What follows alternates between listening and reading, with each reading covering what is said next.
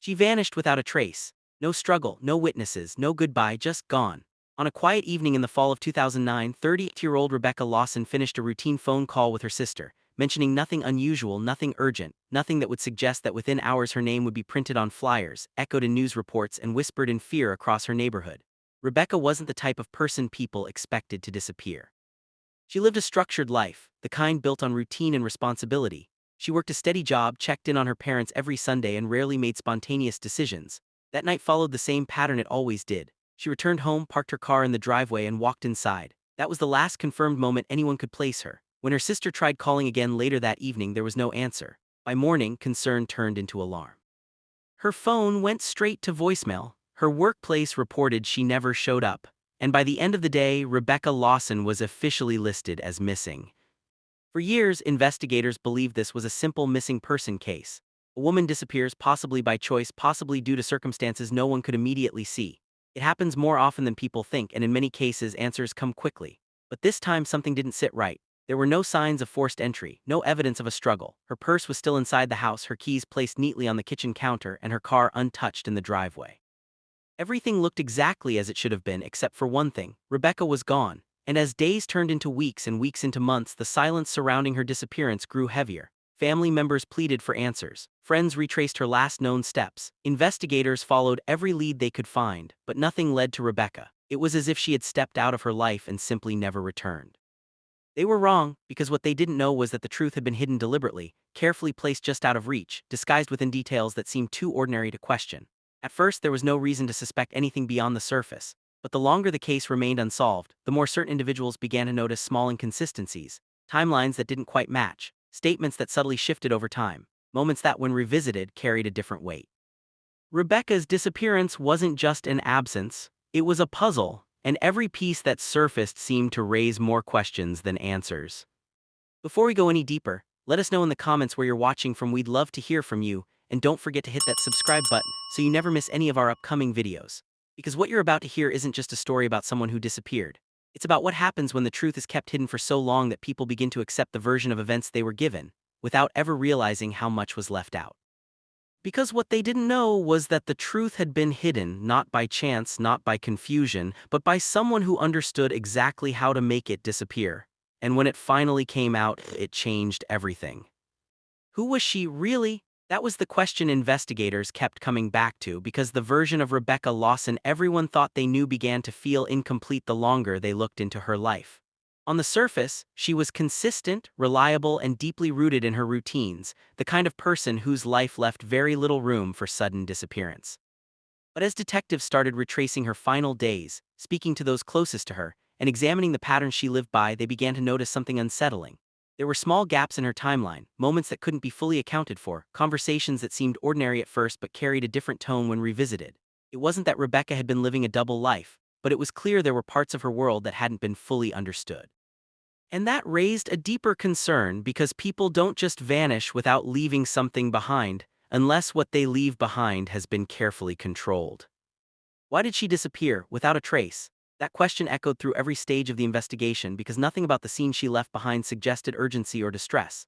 There was no sign she had packed anything, no indication she planned to go anywhere, and no evidence that someone had forced their way into her home. Yet she was gone, and with each passing day, the absence of answers became harder to explain. Investigators began to consider possibilities they initially ruled out. Could she have left on her own? That didn't align with her behavior. Could someone close to her know more than they were saying? That possibility became harder to ignore as subtle inconsistencies in statements began to surface. People who claimed to have clear memories of that night started adjusting their timelines. Details that once seemed certain became vague. And in a case where every minute mattered, even the smallest shift carried weight. And most importantly, who knew the truth and kept it buried? Because as the investigation deepened, it became clear that someone had more information than they were willing to share. Rebecca Lawson didn't disappear in isolation. She had connections, relationships, people who interacted with her daily, and within that circle there were answers waiting to be uncovered. Detectives began focusing on those closest to her, not out of assumption but out of necessity. A partner who claimed nothing was wrong. A friend who insisted their last conversation was normal. A family member who believed Rebecca would never leave without a word. Each perspective added another layer, but none of them brought clarity. Instead, they created a pattern of uncertainty that investigators couldn't ignore. Because when multiple accounts fail to align, it doesn't point to confusion. It points to something being withheld. Because the deeper this case went, the more it stopped making sense. What started as a missing person investigation slowly shifted into something far more complex, where every answer uncovered led to two more questions.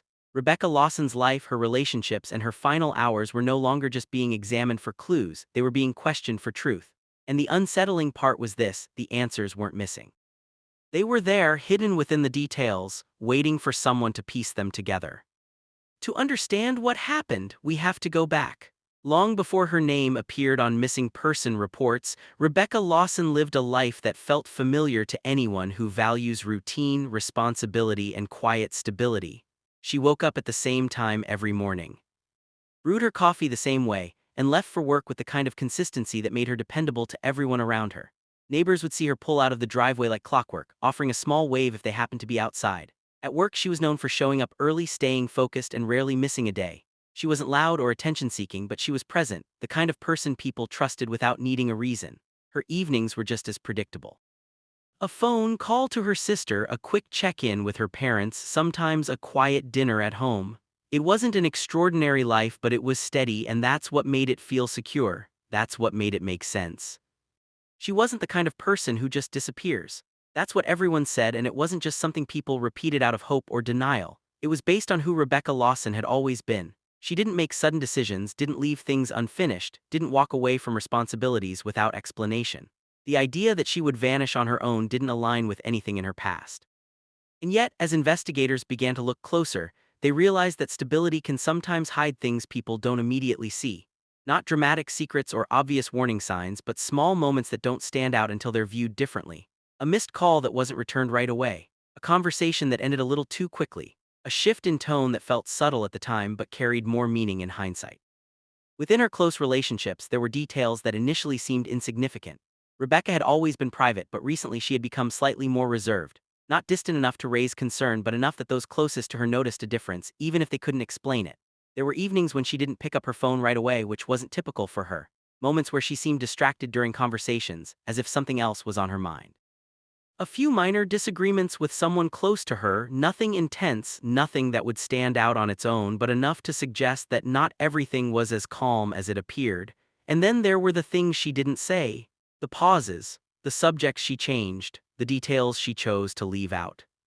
Looking back now, the signs were there. Not obvious, not clear, but present in a way that only becomes visible after everything has already happened. Investigators would later revisit these moments, replaying conversations, re-examining timelines, and realizing that what once felt normal carried a different weight when placed next to her disappearance. Because when someone vanishes without explanation, every detail begins to matter, even the ones that seem too small to notice at the time.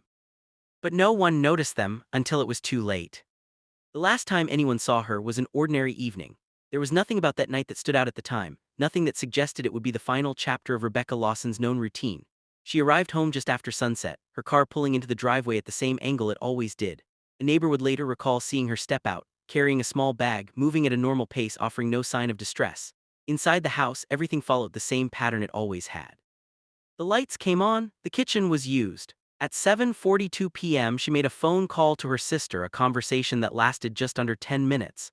They spoke about everyday things, plans for the weekend, a minor issue at work, nothing that hinted at urgency or concern. If anything, her voice sounded calm, steady, exactly as it always did. That call would later become one of the most important pieces of the timeline, because it was the last confirmed moment Rebecca Lawson was heard from.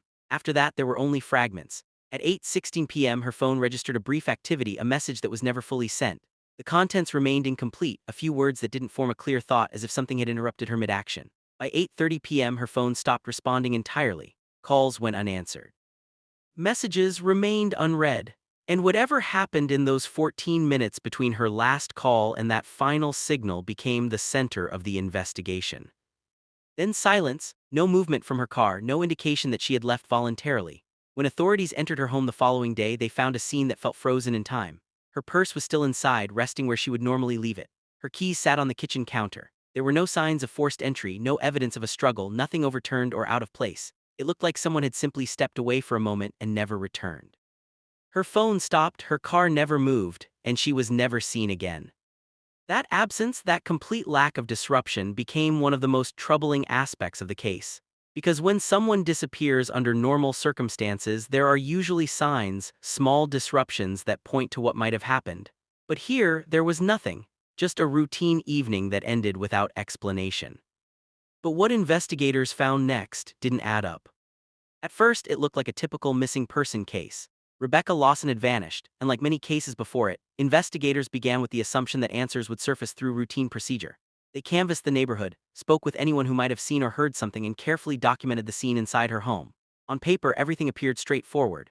There was no forced entry, no signs of violence, no indication that Rebecca had been taken against her will. But that simplicity didn't last long. The more closely detectives examined the details, the more unusual the situation became. Her personal items had all been left behind, not just a phone or a bag, but everything she would need if she intended to leave. Her purse was untouched, her identification still inside, her keys exactly where they should have been. It wasn't just that she disappeared, it was how completely her life had been left in place, as if whoever was responsible had made sure nothing looked disturbed. And then, the stories started changing. What initially sounded like clear, consistent accounts from people close to Rebecca Lawson began to shift under closer scrutiny. Small details that once seemed certain became uncertain. Timelines that were confidently stated in the beginning started to show gaps. One person claimed to have spoken with her later than records suggested. Another adjusted their recollection of where they had been that evening. None of these changes were dramatic on their own, but together they created a pattern investigators couldn't ignore. Because when multiple people begin to revise their accounts, it raises a critical question. Not just about memory, but about intent. Were these honest mistakes, or was someone trying to distance themselves from something they didn't want to explain? Attention gradually turned toward those closest to her, not because there was immediate proof of wrongdoing, but because proximity often reveals what distance cannot. Among them was someone who on the surface had every reason to be cooperative, someone who presented themselves as concerned, involved, and willing to help. But as interviews continued, their behavior began to stand out in subtle ways. Answers felt rehearsed at times, overly precise in some areas and noticeably vague in others. There were moments where simple questions led to long pauses, as if careful thought was required before responding. Investigators began mapping out movements, aligning statements with phone records and timelines, and what they found didn't always match. There were stretches of time that couldn't be fully accounted for, windows where Rebecca Lawson's whereabouts were unknown, and others, explanations didn't fully cover their own. For a while, investigators chased the wrong lead. Early tips pointed them in a different direction, suggesting the possibility that Rebecca had left voluntarily or encountered someone outside her immediate circle. Resources were directed toward tracking those possibilities, following sightings that ultimately led nowhere. It was a necessary part of the process, but it delayed the focus on what was right in front of them. Because while attention was directed outward, something within Rebecca's immediate environment remained unresolved, quietly waiting to be uncovered. Until one detail changed everything.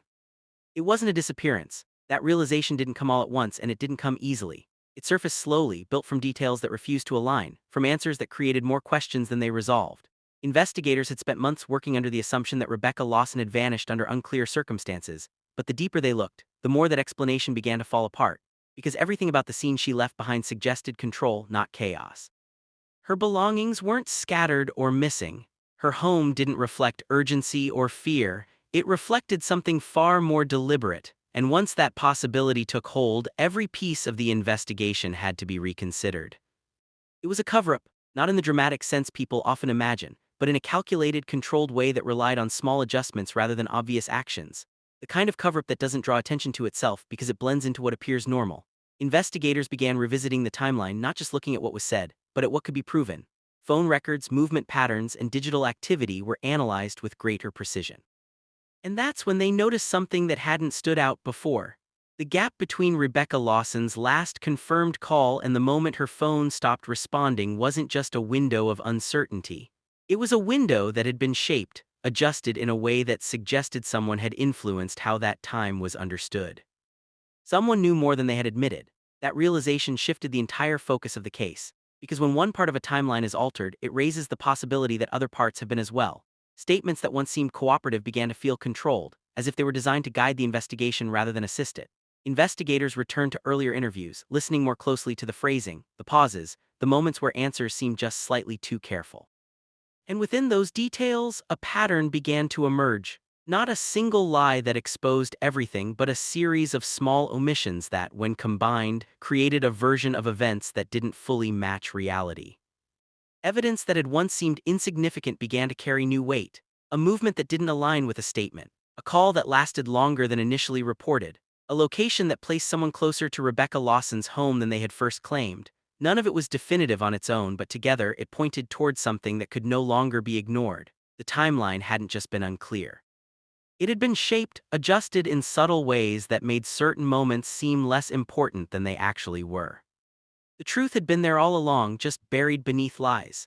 Not hidden in a way that made it impossible to find, but placed carefully within the details, waiting for someone to question what didn't quite fit. And once investigators began pulling at those threads, the version of events they had been given started to unravel, revealing something far more deliberate than anyone had first believed. But even now, not everything has been explained. Even after the timeline was re-examined, after inconsistencies were uncovered, and after investigators came to understand that Rebecca Lawson's disappearance was not what it first appeared to be, there were still pieces missing from the full picture. There was no single moment where everything became completely clear, no final answer that tied every detail together without question. Some evidence pointed strongly in one direction, yet stopped just short of providing complete certainty. Motives were suggested but never fully confirmed. And while investigators were able to challenge the version of events they had originally been given, proving that it had been shaped and controlled, there remained a quiet frustration in knowing that parts of the truth were still just out of reach. For Rebecca Lawson's family, that absence of closure became its own kind of burden, because knowing that something had been hidden is not the same as knowing exactly what happened. And maybe that's the most disturbing part. Not just that Rebecca Lawson disappeared, but that the truth surrounding her disappearance was handled in a way that allowed it to remain incomplete for so long. Because when information is withheld, when timelines are adjusted, when details are left out, it doesn't just delay answers, it changes how those answers are understood when they finally surface.